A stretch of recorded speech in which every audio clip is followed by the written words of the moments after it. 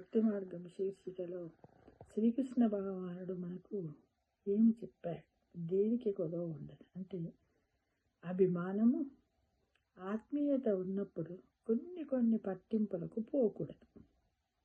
అలాగని అన్ని పట్టించుకోకుండా పట్టనట్లు ఉండకూడదు.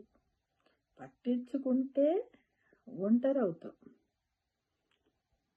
పట్టనట్టు ఉంటే లోకు అవుతాం. అందుకే ఏది ఎంతవరకు తీసుకోవాలో అంతవరకే తీసుకోవాలి.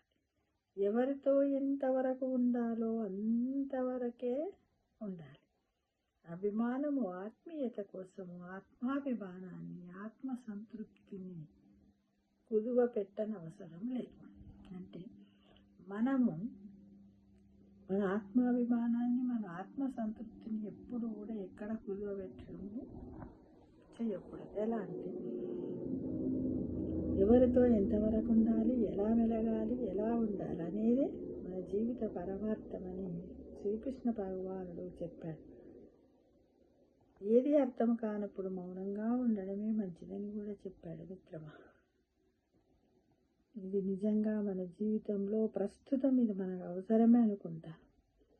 ఎందుకంటే అన్నిట్లా నేనే ఉన్నానంటూ తలదూర్చుకుంటూ పోయినట్టయితే మనకు ఆత్మీయత, అభిమానాలు కూడా దొరకకుండా పోతాయి. అందుకే ఎవరినీ ఏమనద్దు. అన్నీ వినాలి, అన్నీ చూడాలి, అన్నీ వినాలి, కానీ అన్నీ మాట్లాడకూడదు మిత్రమా.